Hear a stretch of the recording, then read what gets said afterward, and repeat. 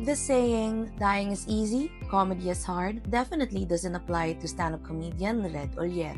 Rather than yielding to the challenges of the industry, Red persisted and has achieved a significant milestone by becoming the first ever Filipino stand-up comedian to have a comedy special released on Netflix.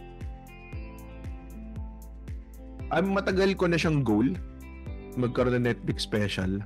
Tapos akala namin dati siguro, pag nag-record kami, hanap na kami ng contact, pitch namin, ganun. Ganun lang kasimple. Pero apparently not. Kung hindi ko sila mahanap via referral, mapapansin na lang ako. So nag-self-produce ako ng series of shows sa theater. Recorded everything. And then, that in itself, yung series of shows na yun, nagkaroon ng buzz. Around that time, as in minsan nakaka-sold out ako like overnight, ganun. And these are like venues na dati once a year ko lang binubook.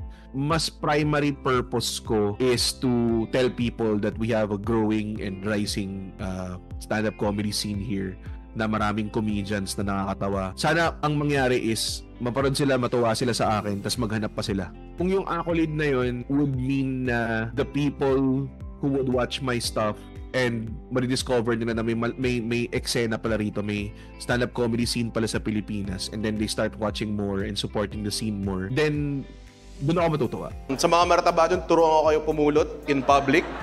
Okay? Normally kaming marataba, di ba? Susubukan natin pumulot na as if payat pa tayo.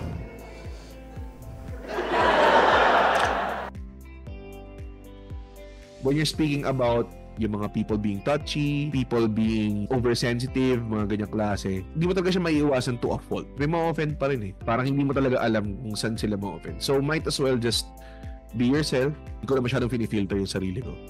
Kasi ang intention ko talaga is magpatawa talaga. Wala akong ibang maling intention. So, kung may ma-offend or hindi matawa, okay lang sa akin. That's so fine. What is next for the local comedian? According to him, his goal following his Netflix debut is to expand his shows beyond Metro Manila, aiming to tour various cities across the Philippines.